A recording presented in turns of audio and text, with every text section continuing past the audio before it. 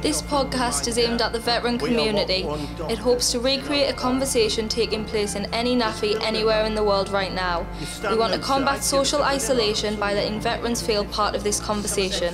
If you're easily offended, please switch off now. And if you want to see more, please subscribe to this channel and be part of the community. Evening people, this is podcast number 8, Veterans in Crisis. Today we've been lucky enough to get Kevin Ball, which to me is just absolutely brilliant. He's a hero of mine. He's, you know, the things he does for Sunderland as a city, not just for a football club, is just amazing. So nice to meet you, Kevin. Too, Thank mate. you very much for coming in. Pleasure. Thank you. Absolute I mean, I don't know if people know that you're the patron of Vic's. You jumped at the chance when I asked you. I mean, how does it feel being a patron for Vic's? I think when you ask me, it's an honour. I think from my own point of view, years and years and years ago, obviously I was very fortunate to go into football, left home at 16. Obviously my career was in football, still is, and that. But what I would always wanted to have done if I hadn't gone into football, I would have gone in the armed forces. There's no two ways about it. I'd have had to do something like that because that's the sort of character I was. Now, over the course of my time, you know, I thoroughly enjoyed my career, and you know, I've met plenty of serving personnel and veterans, you know, that are finished with the army or the forces, etc. So when you said to me at the time, right, do you fancy it? I took it upon as an honour, an absolute honour. Nice. I mean, if you come over and you were nice enough to do a talk in the Gunners Club to the clients, and obviously we needed a patron, and I spoke to the clients. This was weeks after you'd been, and I was like, who do you think we should get? And it was, everyone says, try and get Kevin today, try and get Kevin today. Do you know what I really, really enjoyed the times I've come over and we went over there for that, is when you sit and you listen to the lads talk, and you know, obviously, and I can talk for England, by the way, but sometimes I like listening to them, and I like seeing them counsel and look after each other, and I like listening to what they have to say, listening to whether it's an experience of theirs or whether it's something they want to share. And I want to also tell them I'll be there to help them. You know, if they want to share something with me, I'd listen to them, I'd talk to them, because I might want to share something with them, and they might look at me and go, well, I didn't realise you were like that, or I didn't realise that, and they'd be quite surprised. But I think the biggest thing I found was how open they were. And the reason I think they're open is they were so comfortable in the environment you created. And by doing that, to be able to go somewhere where they feel comfortable, for me, is paramount. Because I think if they were going in there and they were hesitant, they wouldn't enjoy it. But you could see they really looked forward to seeing each other and talking to each other. It's crazy because that the people in there had never met before. Oh, now, when I tell people that, they can't believe the bond that they've got. Well, I'll be honest with you then, I would say the same. Because when I walked in there, it came across really that they probably have all served together, they'd all grown up together, and they all knew each other. Now, if that's the case, then again, credit to yourselves, because when I went in there, it literally looked like I just said they'd grown up together and served together, and we're all back there together. But if they're all from different walks of life, with different personnel from different services and different eras, fair play, because you've created the right atmosphere for them to go and feel comfortable. Yeah, well, that's what we wanted. I mean, when you come over, we spoke about a few different things, but one of the things when you were telling sort of your story, what I noticed was that there's a lot of similarities between footballers and serving people, veterans, because would have been like a sort of a team camaraderie, the crack with the lads, and then when you finish playing, you know, it's a bit like finishing the army. Well, it's interesting you say it, because when I look back to when I left home, and that's probably when you feel the most isolated. When I left home at 16. I actually read a letter in my loft the other day, and I won't go into detail what was on it. Are you sure? It was a long letter to me missus, but I will say one bit. At least it wasn't a dear John. No, but do you know what was quite interesting? And I was only 16, and I actually read, the part I read was that I hated it at Coventry. They won't let you do what you want. Everything you do is never good enough, and we have to always be told we need to work harder. Now, it's weird, but at the time, I hated that, but technically that's been my mantra all my career, is you need to work as hard as you can to possibly get where you need to get. And so I'm doing all that, and I'm wanting to leave it, right? I'm thinking, I've had enough. I'm 16. I've had enough leaving home. So like some of the lads probably when they first leave home, that first few months must be horrendous for some. Not all, because some might actually embrace it and get away, and thank God for that. I'm not saying everybody, I would have said a lot of them. And I found it really, really difficult, like intensely difficult. And when I tell people that, they look at me as if to say, really? And I go, well, yeah. But they go, yeah, but you've had a great career in the game. And I go, yeah, but we all have to start somewhere. And sometimes it's a case of like, it's not always easy. Now, so when I go back to camaraderie, I still speak to people now from when I was an apprentice at Coventry City. The captain of the apprentices at the time, the youth team, was a lad called Greg Abbott. I spoke to him today. Right. Now, we still laugh about those times because I was an idiot. I was a skinhead, quite, not aloof, I wouldn't say that was a word, but distant, sometimes didn't embrace it enough, didn't realise it enough, and didn't understand to be part of a team enough and to work at wanting to achieve something. And I remember they all wanted to stove me head in once because I'd been a pain in the arse. And I think I was game for the fight at the time with Greg, but then he brought about 6 of the other lads with him, and I thought, well, maybe not like that, you know. But they taught me a big lesson. But one of the best things that ever taught me about team playing, how one thing can affect everybody, was our youth team manager, John Sillett. Now, when I tell the young players this, they look at me like I can't believe it. And I used to escape from Coventry. I would tell the digs people, they'd say, right, you're not going home this weekend. And I'd go, okay, then know that. I went. And bearing in mind, Coventry's 3.5, 4 hours by train to Hastings. I would leave the digs at 5 o'clock after the first in. I'd run to the station, get the first train to London, get across London, get a train across, get a train down to Hastings. I could be there by 9 o'clock, up to 9. I'd be back on the train the next morning at 6 o'clock to get back to the digs just in case he turned up and caught me out. Now, how stupid is that? But I used to do all these sort of things, right? And one day he caught me. And he pulled me in the office, he said, I need to have a word with you. I went, what's that? He said, you go on the weekend, and like you do as a young person, no. And in the end, like, I had no choice but to cough.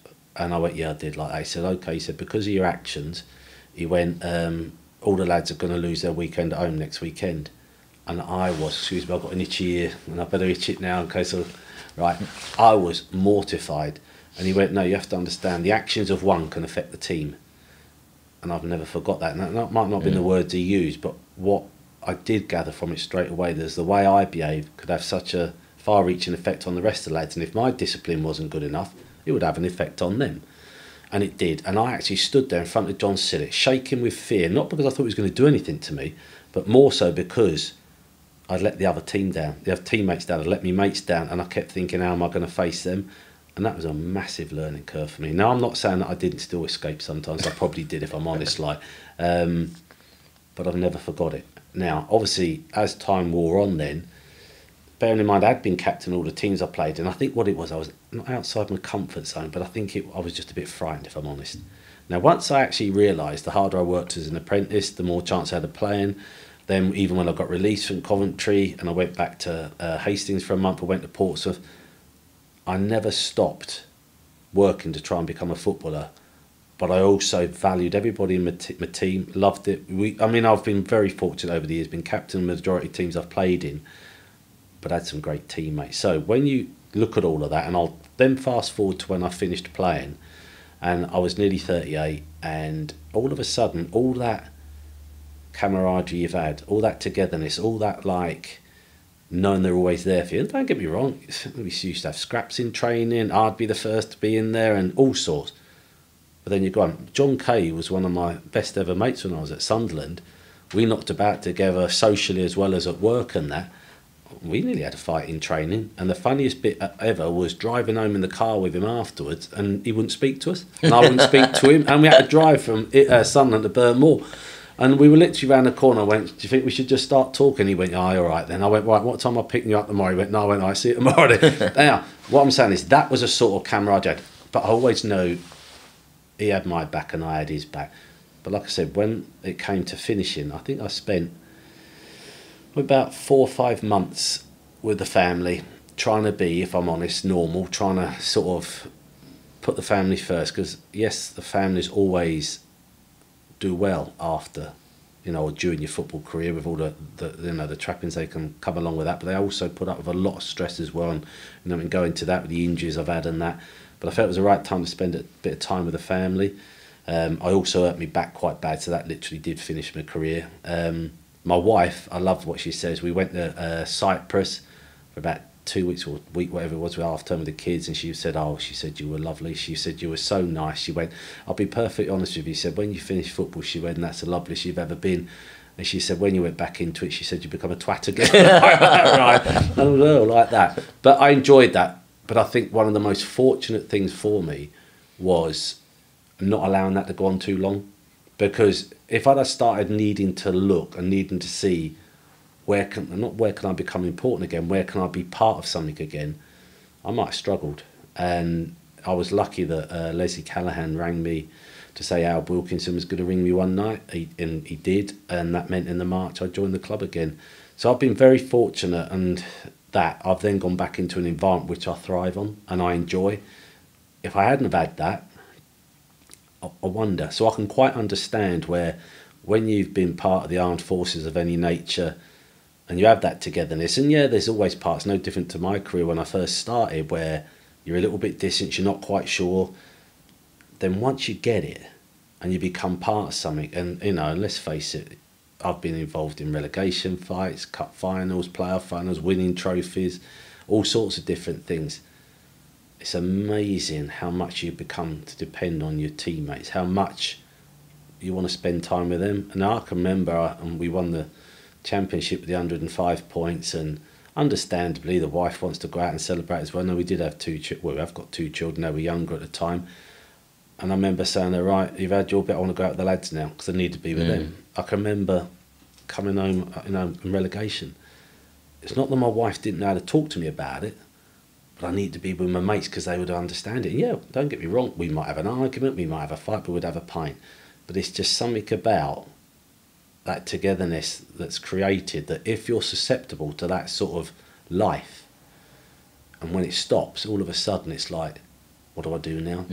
And I know for a fact Quinny, I believe, is working very, very hard. I don't know if he's still doing it. I did read an article about him, of that transition from not playing, playing to not playing.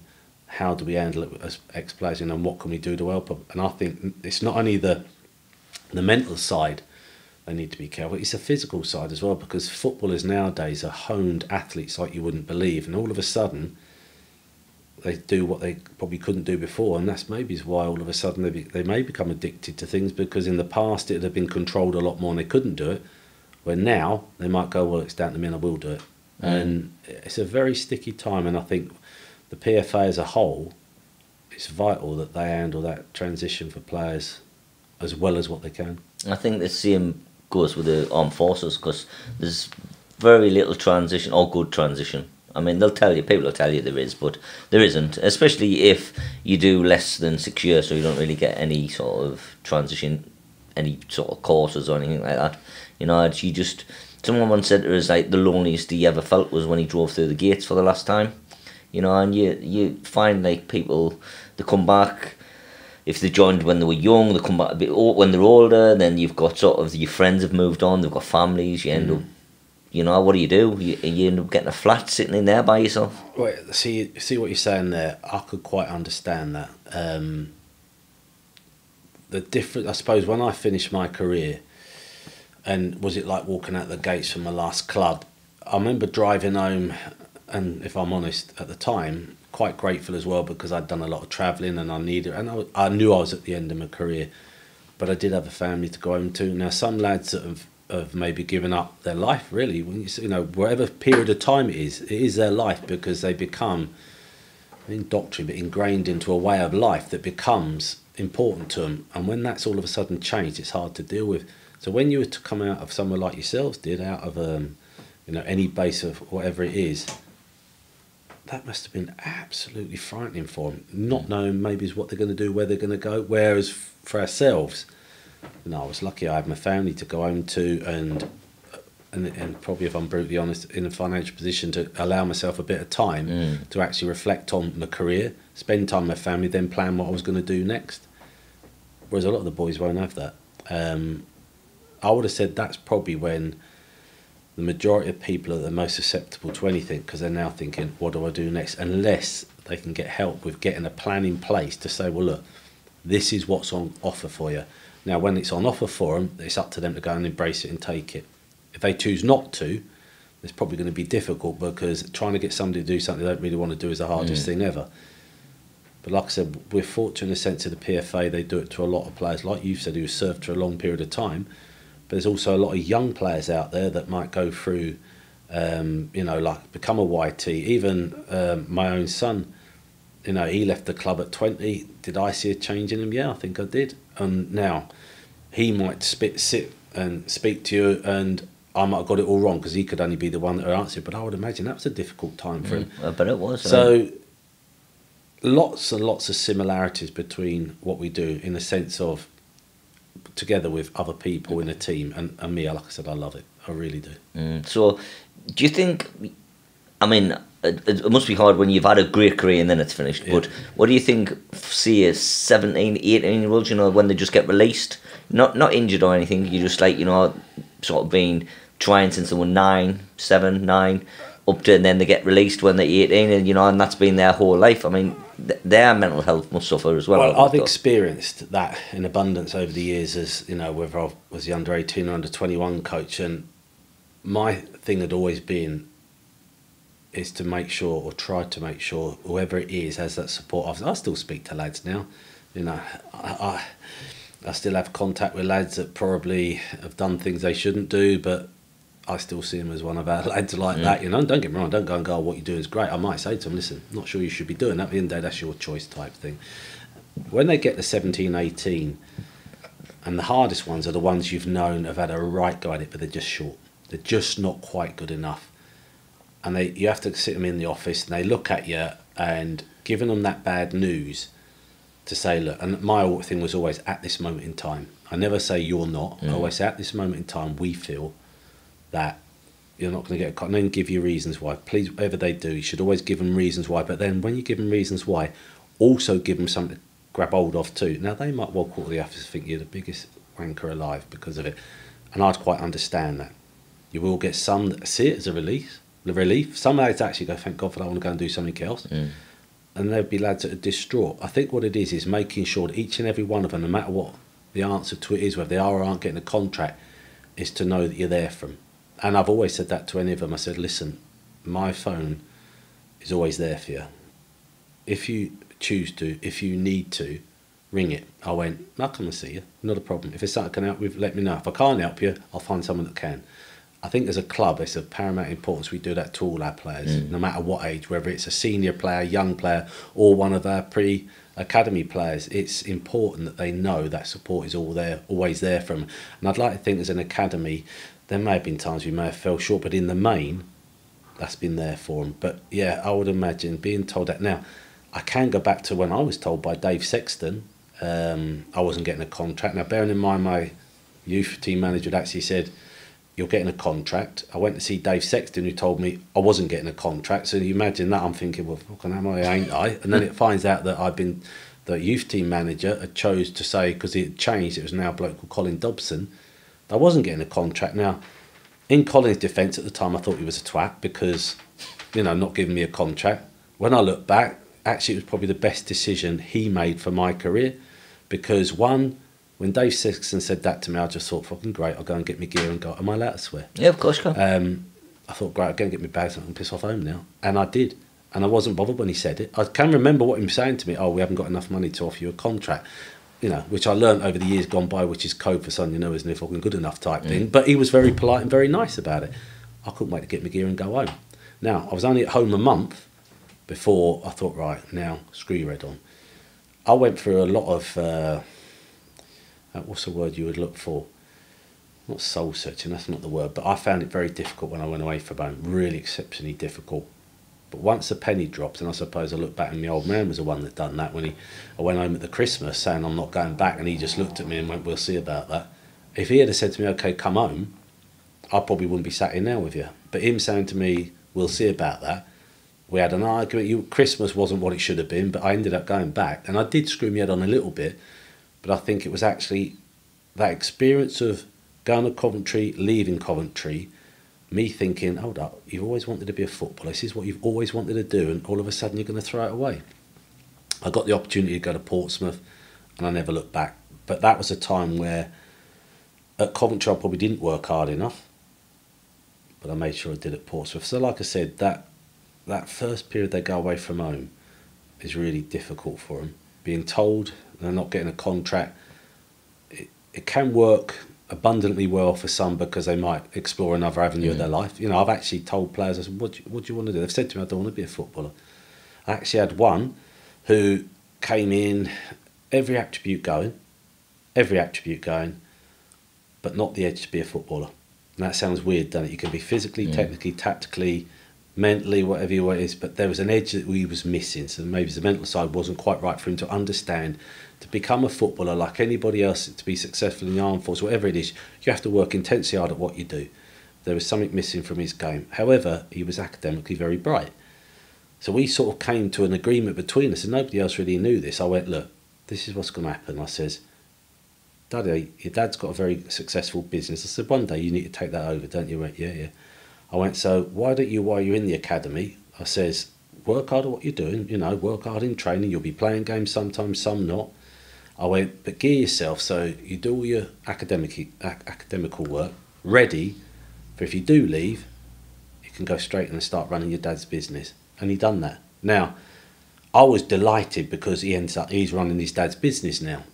And I played him on his 18th birthday against Leeds, and I took him off at half time because he was still struggling then, I'm being honest.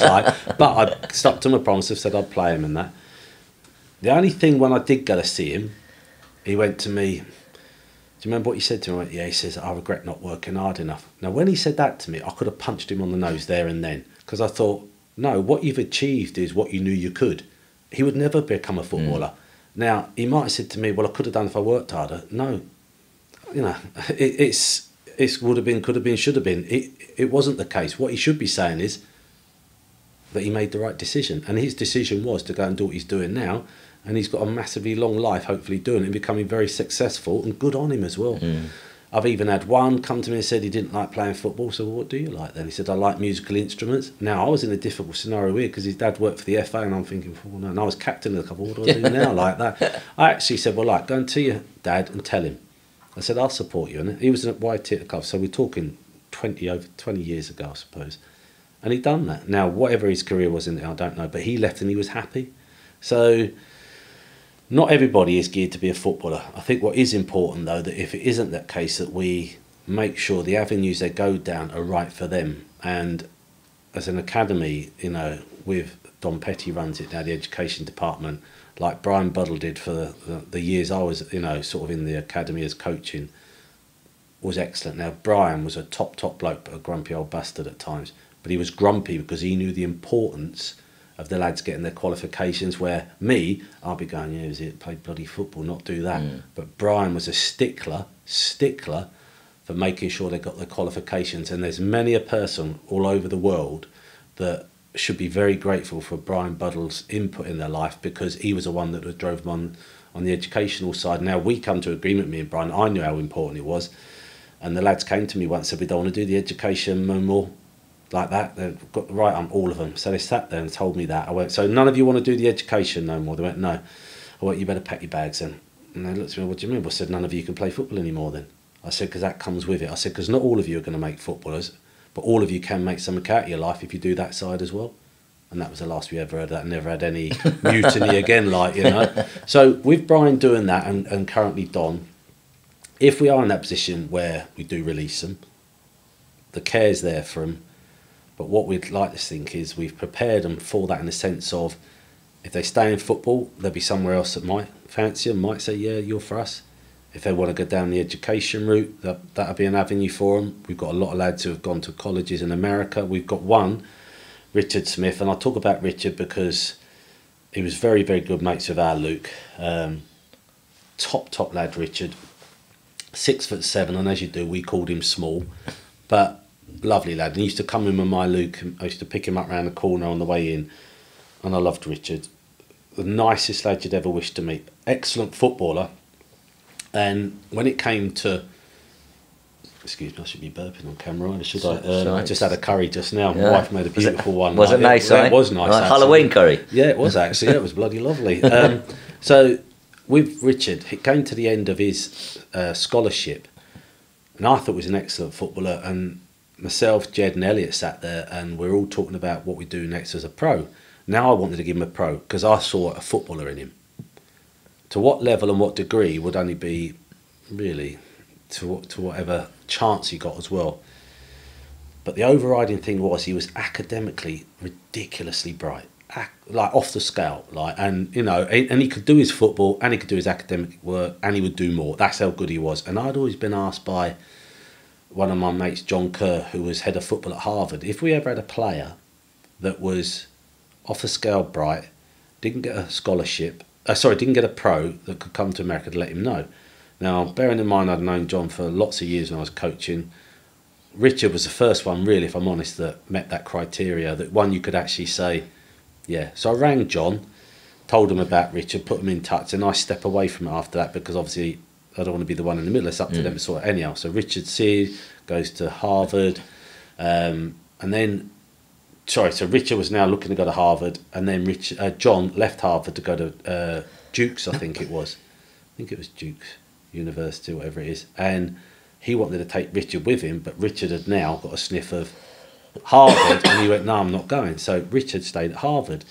And in the last couple of years, he graduated. Now, I'm not sure how this actually works. So if I get it wrong and anybody's watching this and they think that's all wrong, you can kick me in the nuts. But what I am told is that he's meant to be one of the top graduated orthopaedic surgeons or something out of Harvard. Whatever he is, right. You know, I've got that title wrong, Richard. You can stove me head in or try anyhow. He's done it. Now, that for me itself would give me equally as much pleasure, and the club would do, as seeing the likes of Jordan Pickford and Jordan Henderson playing for England.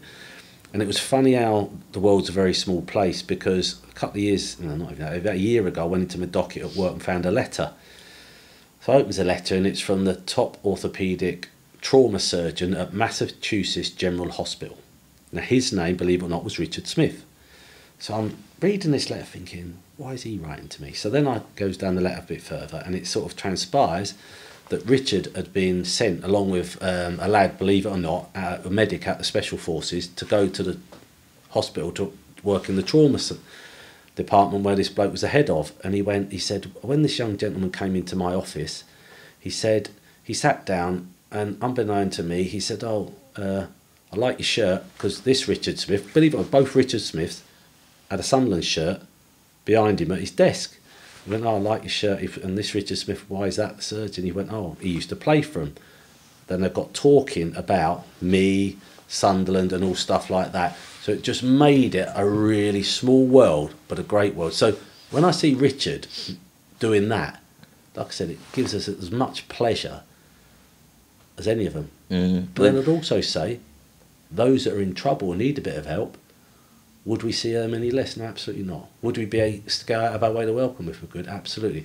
Now, the difficulty being there, they need to reach out to us at times. We need to be aware of them, but they need to reach out to us to say, I need a bit of help.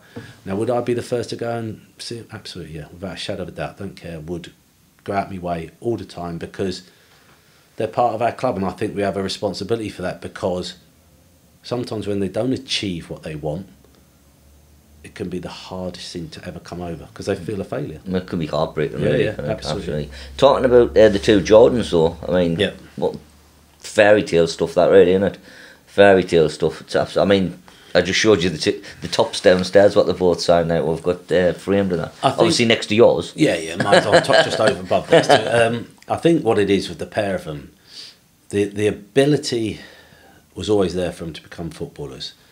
They need to have that platform to perform on, and they were very fortunate, not necessarily to have maybe the staff or the opposite, but I also think of the support of their teammates. And one of the stories I like to tell is about Jordan Henderson. Now Jordan, the pair of them, fantastic talents and great lads, by the way, both very different characters, but both fabulous lads. You know, they just are.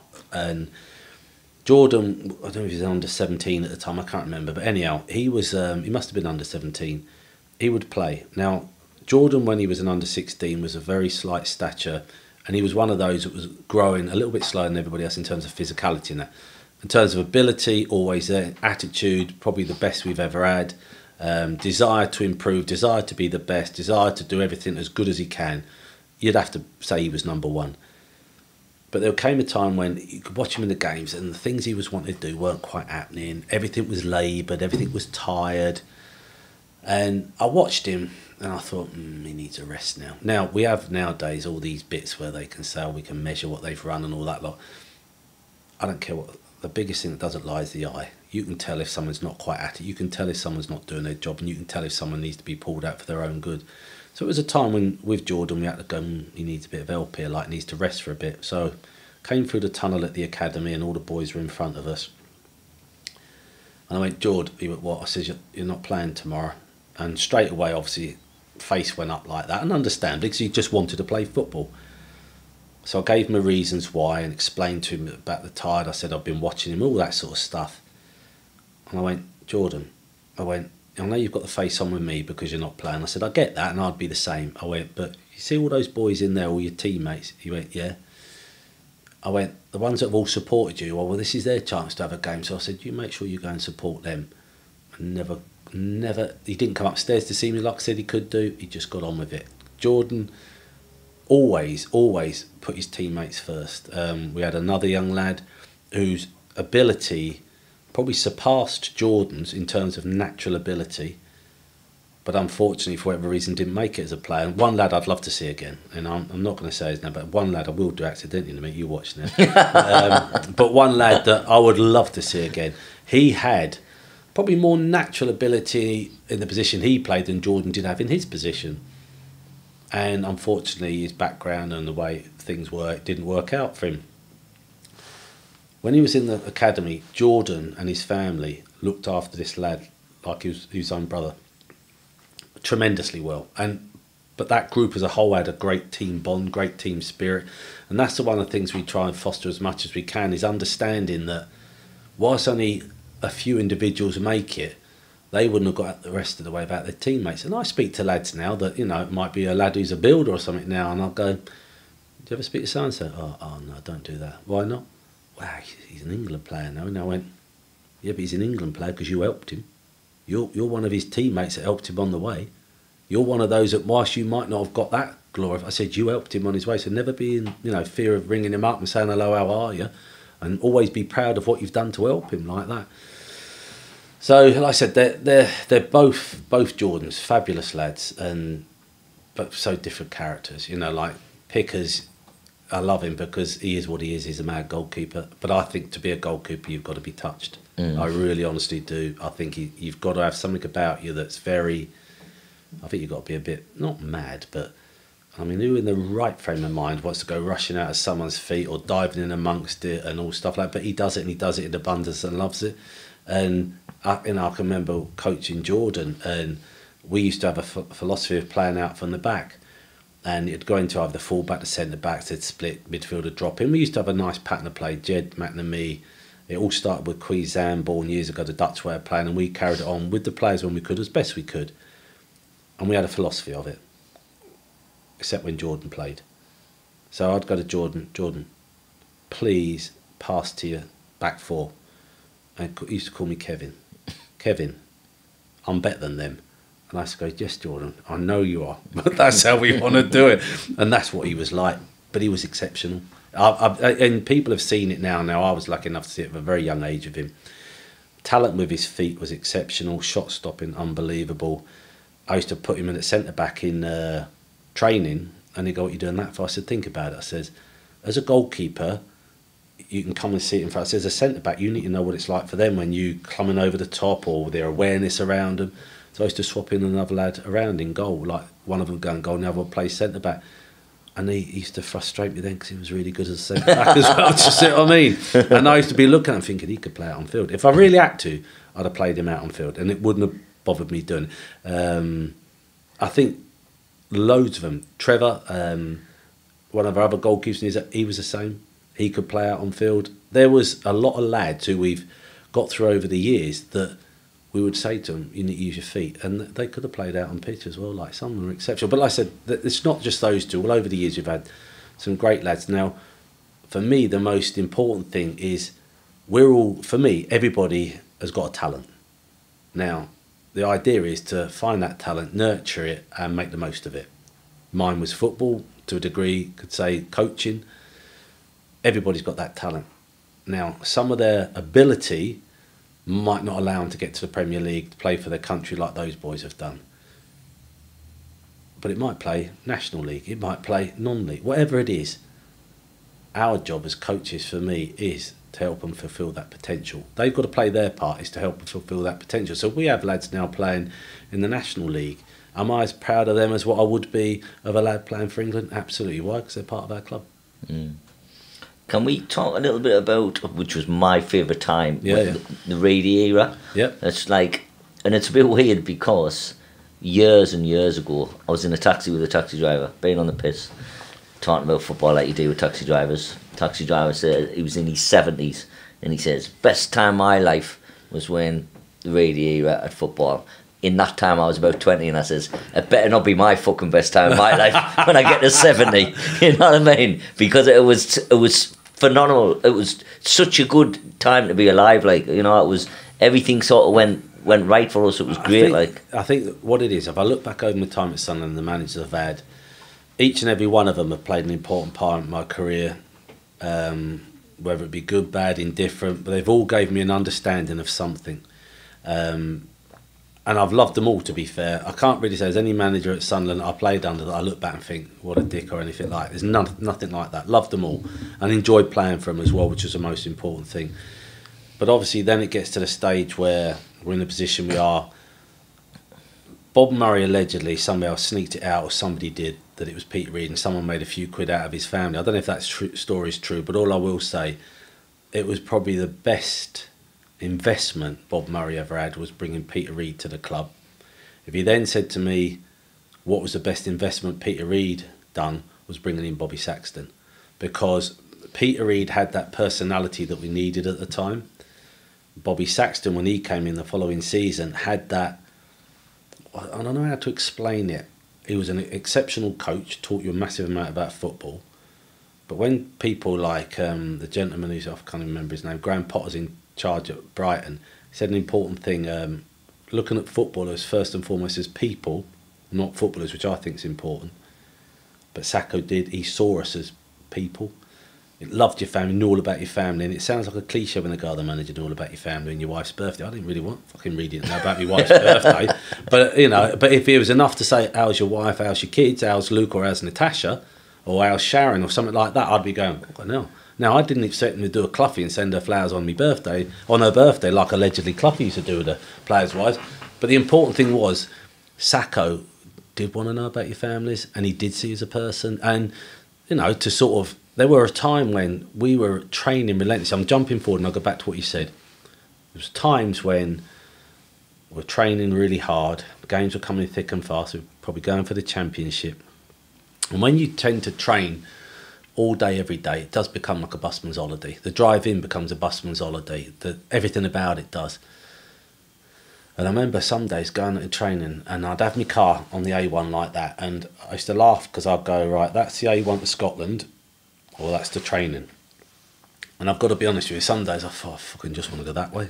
Now, if I'd gone off for the day somewhere, sorry, wife's curry again, if I'd gone off for the day somewhere and disappeared because I just needed to get away, which I think everybody needs to do, and anybody that says, oh, that's bullshit, it's fucking rubbish, they do. Some days we just go, I don't fancy it. It's not us being bad people, it's just saying today, I need to do this. And sometimes I would go, yeah, fine. Now, I knew for a fact if I'd ever done that, because I chose not to, unfortunately, if I'd ever chose to do that, I guarantee 100% I'd have gone in next day and Sacco would have gone, where was you yesterday? And I'd have told him, and he'd have just gone, are you all right now? Right, come on, man. That would have been it. There'd have been no song and dance. There'd have been no hullabaloo about it. There'd have been no disciplinary measures. It would have been, are you okay? I fucking loved the bloke for that. I loved everything about him, even the day that he sent me in because I kicked somebody and moaned, or someone kicked me and I moaned. He then sent me in, poked me in the chest, and I said to him, don't do it. And he said to me, do you want me to get the manager? And I said, no, and I walked in like that. It was comical, like, but Sacco was, for me, the most important signing the club made in that era, without a shadow of a doubt, because Reedy had a fantastic personality, very loud, very brash. He could nail you when he wanted to.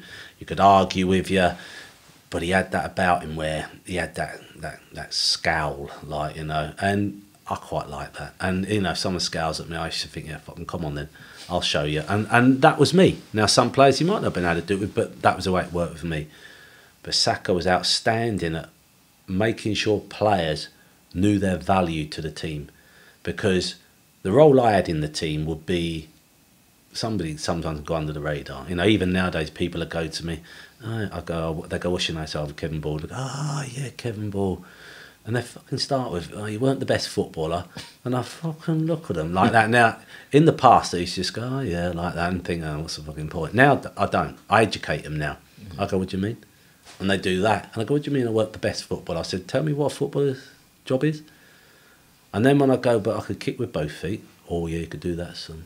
I could tackle. Is that a skill? Oh, God, you could tackle. Could you head? And I'd go through 6 or 8, 10 things. And they'd be going, waxing there. And I'd go at the end of it, I said, I weren't a fucking bad footballer then, were I? Now, that's not them being horrible. It's probably them not being, well, it is not ignorant, would be the word, uneducated in the sense of what each individual does for the team. Sacco always made sure everybody knew everybody's role and the importance of everybody's role to each other. Like, we would always go and celebrate if Kev Phillips scored, because it's a euphoria feeling, isn't it?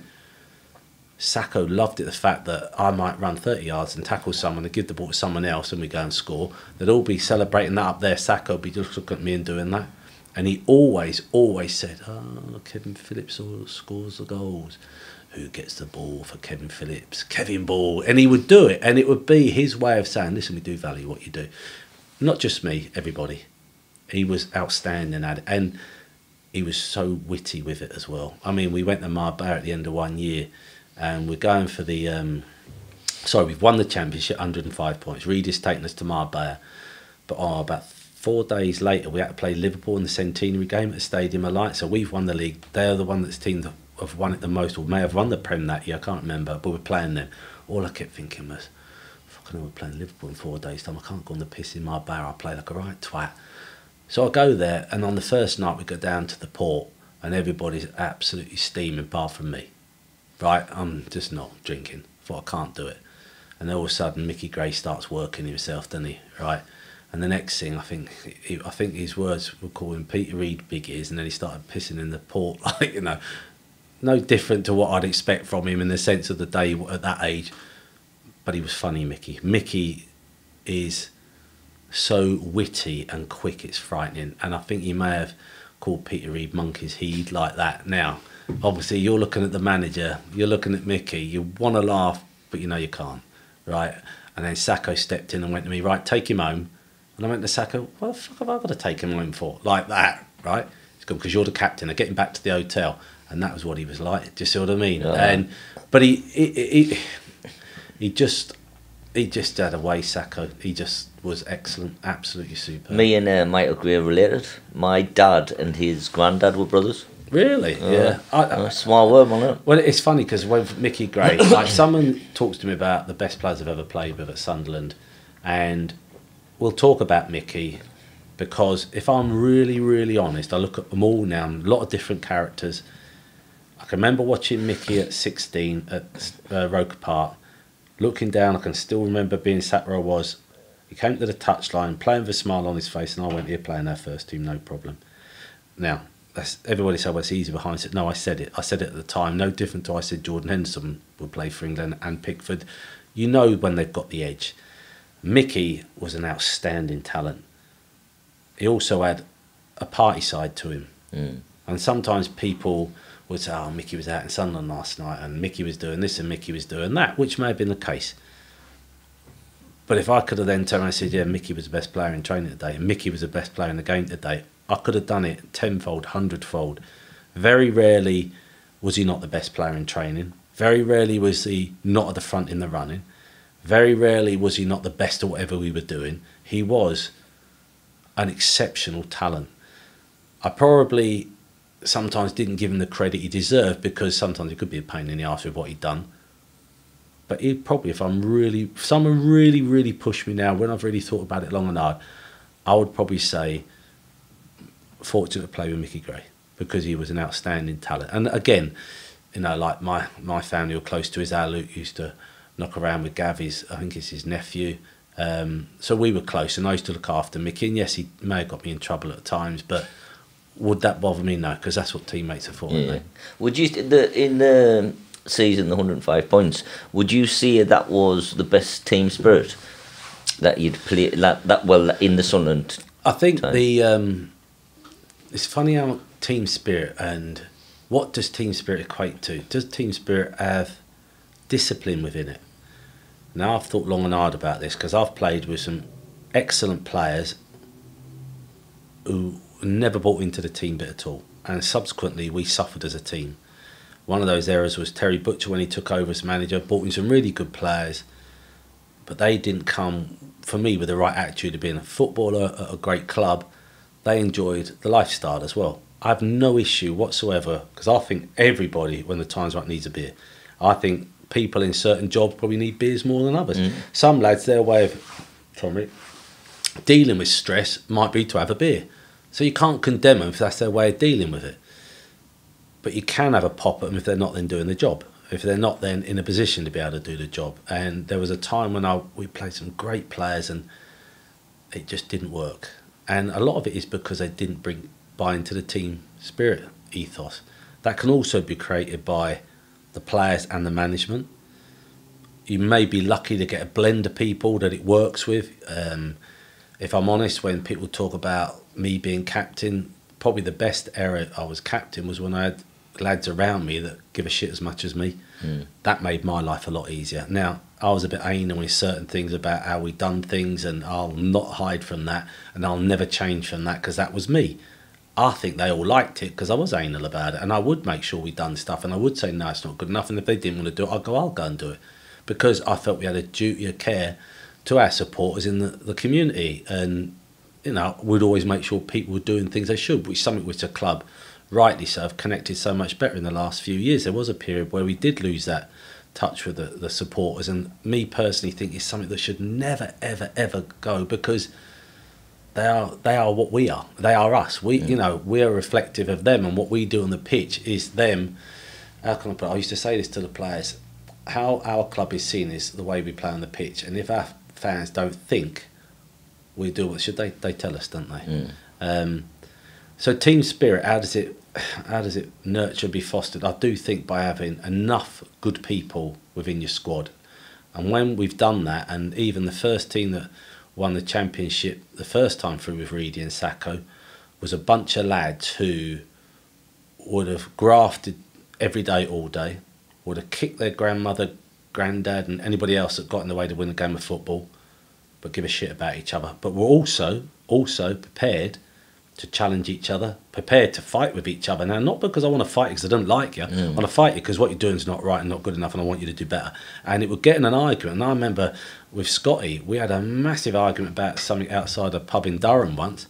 Like, to a degree, like, we've all, you know, we're on a night out, all the boys. We're arguing about something Reedy was doing with a new physio we wanted. I'm going to Scotty, well, if you kept your gob shut, he would employ him, but you never tell Peter Reid what to do. What you do, you don't manipulate Peter Reid. You put the idea into his head. Yeah, made him think it's his idea. There you go. See, I never even said that, but that's what he used to do. Now, Reedy knew it was the right thing to do. You just had to let him be the one that made the decision. And I went, and Scotty, you keep going and telling him. He is going, well, fuck you. Like that, I'll do when I want to do it. It's the same as when there was a time when the supporters would sing, well, Michael Bridges, because I wanted him to bring Bridgie on. I used to be thinking, shut the fuck up, like, because if you shut up, he'll bring him on, but he won't bring him on because you tell him to. He'll do what he wants. That was Reedy's character, and I loved him for that. But so we'd have a row, like proper, and then we'd go, right, we're going back in. Like, come on then. Now, I knew 100% he had my back, and he knew I had his back, and that was a team that weren't possibly as fluent as the next team, one with the 105 points, but were an unbelievable team. I would pretty much say any time they played against any team, the other team would know, whoever they were, would know they're in a game. And I'd fancy our chances of winning, because we might not have been, maybe had as many good individuals, but as a team we were absolutely brilliant. Now then, when we got relegated, and bearing in mind that was 40 points, and which was one of the highest ever, going to Wimbledon, getting beat last game of the season 1-0 was an absolute kick in the bollocks. And I go back to what I said to you before. My daughter still says, do you remember that day, Dad, you came home that night and cried in the kitchen? She went, well, what about it? So she was only really young at the time. She said, I remember you coming home. She went, I remember you crying in the kitchen. I think it was when you got relegated. Now, bear in mind, she could have only been 4 or 5. That was a night. We came home from Wimbledon, and you talk about your teammates and, you know, look after each other and the camaraderie. We were on the bus together, had a few beers, got home at whatever time, and that was it. I kept thinking, season's over, we've been relegated. What the fuck am I going to do now? And I was devastated because we'd worked so hard that year. Now, that night there, as much as your children and your wife may want to come in and say to you everything will be okay, you needed your mates. Mm. And it sounds awful to say you don't want your family. It's nothing to do with that. It's just they would understand better than your wife. If I said something about football to my wife, she'd go, oh, I like that. Now, she understands it, but not like Martin Scott would understand it, or Steve Agnew, or somebody like that. I found that very difficult. Now, again, you can change that to the day I went in the kitchen and started chucking the eggs about when we won the league of 105 points, like she still remembers that. But that night, we had a lovely do at the stadium. You know, we've won the league 105 points and everybody's laughing. I'm absolutely buzzing, and I'll tell you why in a minute. And that night, we went out with the wives for a bit, and I remember saying to her, do you mind if I go out with the lads now? And she probably thought, you wanker, all year I've been there for you, and on the night that I want to go out with you, you want to go out with the lads. And it wasn't nothing to do with that. It was just the fact that for that night, I just wanted to be with them. And it's weird, but I did. You know, like my brother came up, not that time, the first time when we was in the town. And what's the name of the pub there we used to go in the town?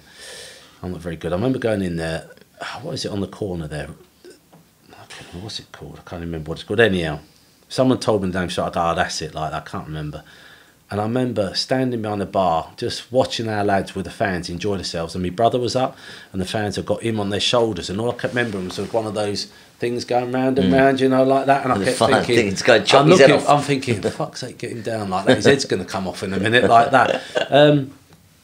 But that period of time, I still maintain it transpired down from the standards they set from the top.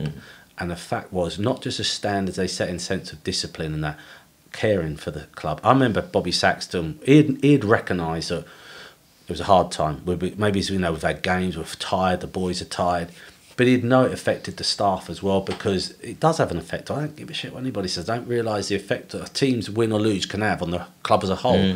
He did. And I remember him, say we had a weekend, we never had a game. We'd work really hard, and then all of a sudden, it's literally, now it's a lot easier in them days, not like it is nowadays. Clubs have such a vast staff in now. He would go, right, that's it, off now. And he would kick every member of staff out of Charlie early, right, on the Wednesday, and no one's back in till Monday. And all the staff, not just the player, be all the non-playing staff, the groundsman, whoever could do, he would just say, don't want to see anybody. I'm going to close the training ground up. I don't think he realised what he will have done, because that's why he done it. But what a great thing he was doing, because we all then went home on the Thursday. So we had Thursday, Friday, Saturday, Sunday. Now, on the Thursday, we're buzzing, we're not training. You might have a few beers on the Friday, or maybe even the Saturday. By the Sunday, you fucking cannot wait to get back in on Monday. And by Monday, you were rocking to get back in. He was outstanding at knowing how to deal, not just with the playing staff, but all the support staff who was so important to us. And it was a great time. Like I said, the 105 points, I can remember we won it with 4 or 5 games to go, and I kept thinking, right, we're not going to lose a game now. And my reasoning for that, the first time we won it, a few years before that, we lost to Tranmere on the last game, and we were away, and I think it was Magaluf, and I can remember some supporters giving us dogs abuse because we'd lost the last game against Tranmere. I blame Mickey Bridges, because I think he missed loads of chances, but they gave us dogs.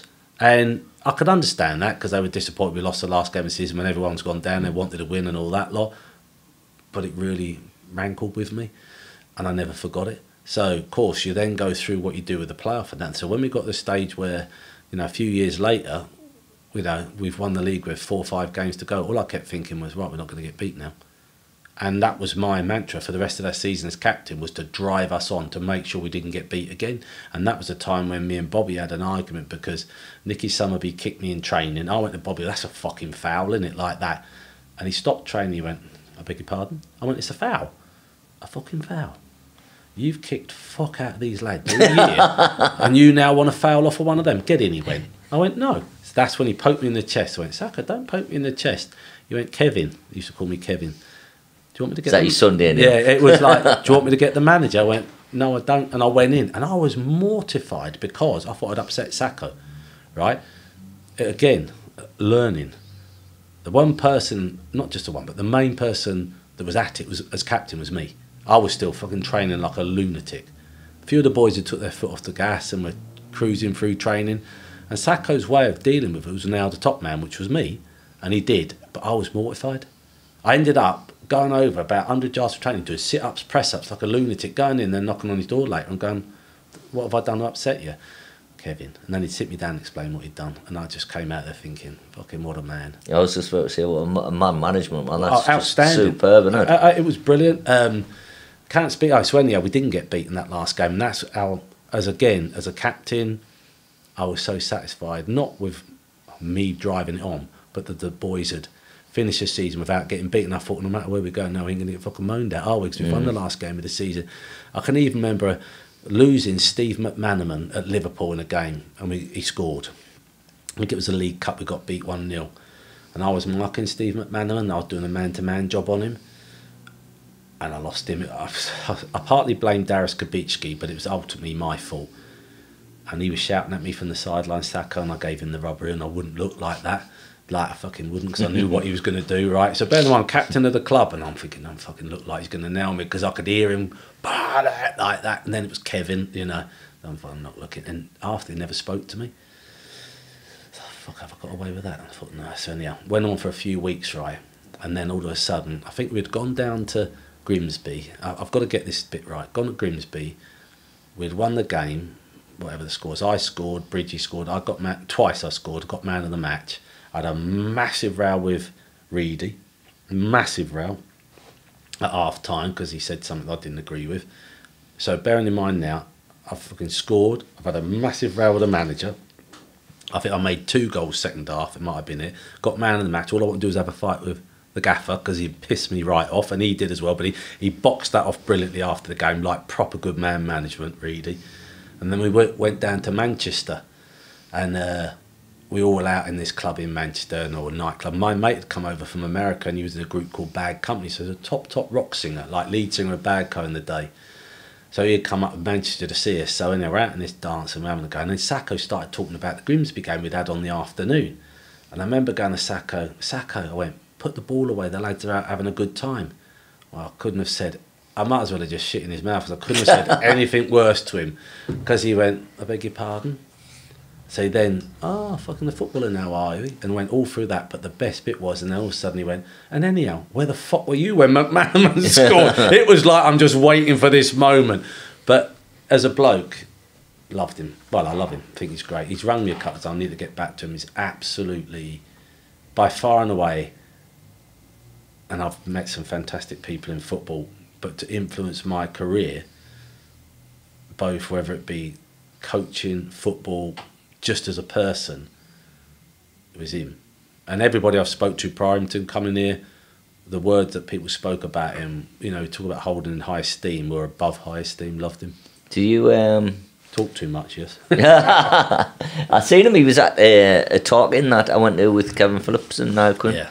And he's funny because when he starts, he doesn't stop. And the best bit is when he gets the year wrong and you're sitting there thinking, sucker's the wrong fucking year. But you don't tell him because you don't want to get told off like that. Did you want to call you Kevin, do you? No, definitely not like that. So where do you see us going now then? Because obviously the news has come out today, that the new investment. Yep. So hopefully, new manager, new investment, hopefully things will start picking up. I mean, not that I was against Jack Ross. Things just weren't happening, you know. He was a decent bloke. It's funny, I rang him tonight because I'm opening a meeting for a coffee and that, and I have to say, loved him. Like, as a bloke, thought he was brilliant. Very articulate, very well spoken, very thoughtful about what he said, very thoughtful about what he'd done. Desperately wanted us to be successful. Put his life and soul into it, and I don't think you could ever, not critical or question that. But unfortunately, when results don't go your way, decisions have to be made, and we have to accept and understand those decisions. Whether or not we may agree or disagree with it, we have to accept that, because ultimately those in the position of power make a decision they feel is the right one for the good of the great, which is the club.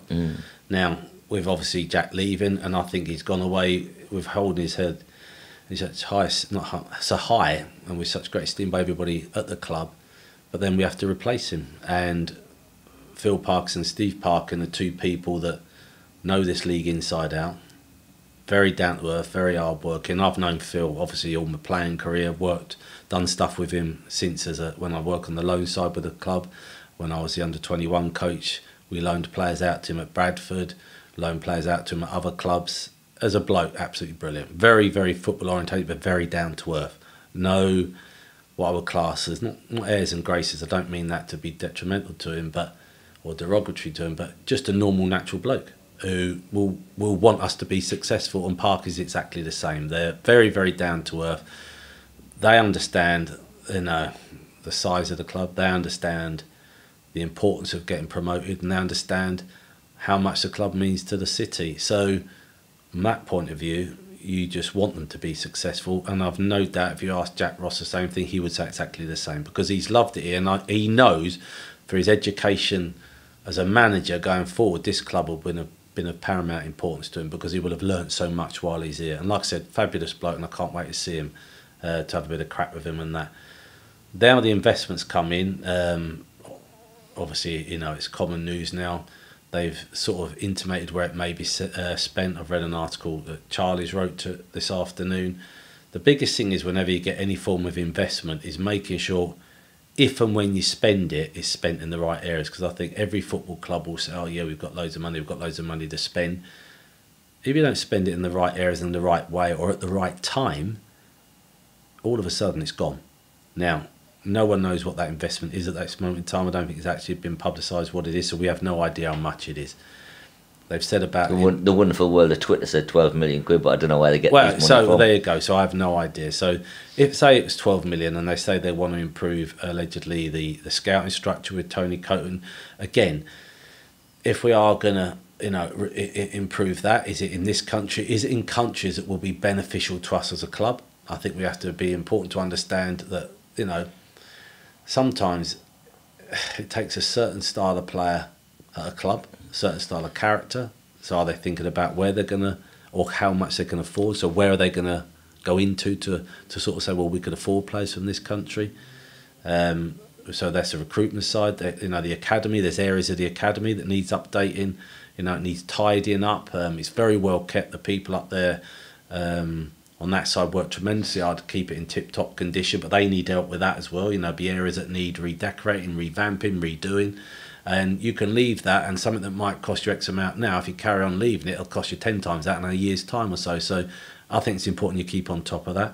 I think one of the important things was they were talking about a new fan sort of engagement thing. I'm not quite sure what that is myself, so I'm quite looking forward to hearing about that. Are they going to invest in players? Are we going to buy any players in the January window? Will it help in that? It'll be nice and interesting when it's sort of ironed out a little bit more where the money may be invested. Or if they don't feel it needs to be invested in certain areas at the moment, there's nothing wrong with it staying in the bank until the right time comes along. Because the one thing we don't want to do is spend it because it's there. No. It needs to be invested wisely, and we need to invest it in areas we know need improvement. The academy, they may be improving the staffing within the academy. Maybe they may improve it in recruitment with the academy. Lots of different areas, but I think the most important thing is when the decision's made where it goes, is that every bit of that money is ring-fenced for the right reasons and not just spent willy-nilly. Because if we do that willy-nilly, all of a sudden that money will be gone, and that'd be the last thing we want. Mm-hmm. Right, mate, that's it. Thank you very much. I do talk, don't I? No, man, honestly, it's been absolutely brilliant. Thank you very much for coming in. At the end, we normally play a song. You're not going to hear it now, right. But have you got any things that might spring to mind? Do you want it to be a surprise? No, I'll tell you what. One of the songs that it's funny, like the specials. Yeah, I love the specials. Well, the one, This Town. What is it called? Ghost Town. Ghost Town, right. Now I remember that, This Town. It was about Coventry as well. That, I like that one because I was a skinhead when I was younger. But the funniest thing was, when I think I was maybe 14, I was a skinhead, 15 may have been, and the Specials came to Hastings and they were playing on the pier.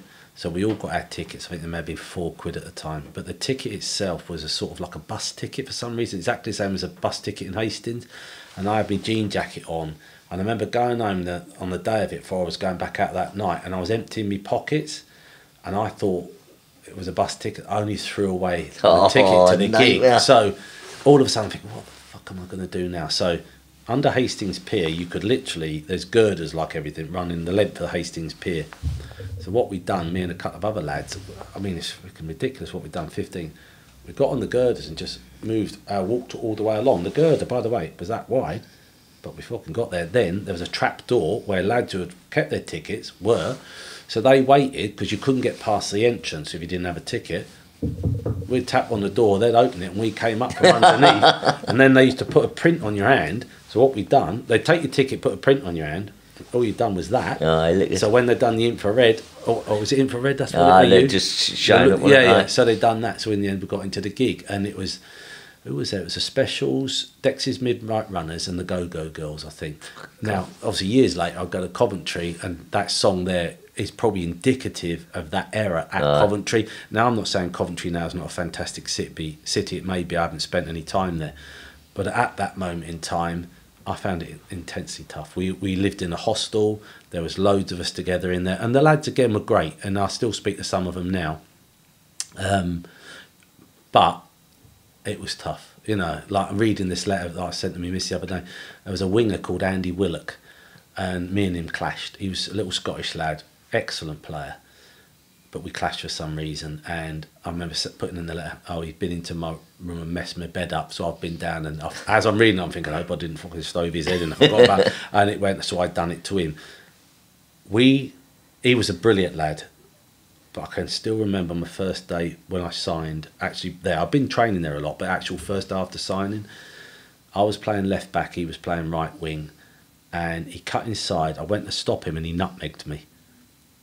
So I turned to spin to try and stop him again, and he nutmegged me again and ran off laughing and scored. And I remember thinking, that's why I fucking hate you. Do you know what I mean? Like that. But anyhow, so Coventry at the time was a tough one. I think the highlight was going up the shop at the top of the road, and when you go in the shop, you'd buy your stuff, and as you came out, there's a lady of the night opposite used to be in a window, and we just used to look at her and go back to the digs like that. Yeah, so tough times, like. But again, something that if you don't go through and don't experience, it can, you know, when they talk about the experience makes you better, it did me, because I would never speak ill of it. I just found it very, very tough there and didn't like it, but I can't say it wasn't one of the best things that ever happened to me, because really it was a basis for me being where I am today. Yeah, well, I think that's the basis for, if things happen to you, and it's a learning experience, isn't it? I think, and that's the best way to get through life, isn't it? Absolutely, yeah. You know, you make mistakes. People make mistakes all the time. Yeah, you know, but then if you learn from them, that's all right. Well, I think that's probably the best. I think if you go through life fucking make mistakes and not learn from them, yeah, that's not a good thing. Div then, doesn't it? Right, yeah. But that's probably seeing a mistake as a learning opportunity.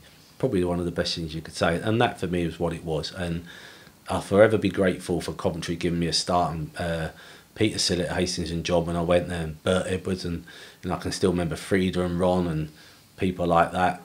All of these people that give you that start, whilst it might not have worked out for you, it was that start you needed. It was that understanding. It was that, like, this is what it's going to be like, your choice now. And some days, and bless them, most of those, I think with Peter's, John's still alive, I still speak to his lad now, he's never getting that opportunity to just say thank you. So always when you do get the opportunity, just say thank you. Well, I'm going to say thank you for coming in, thank mate. you too. It's been brilliant. And you too, as always, you know that. Thank you. Cue Ghost Town. Thanks for that, it's brilliant.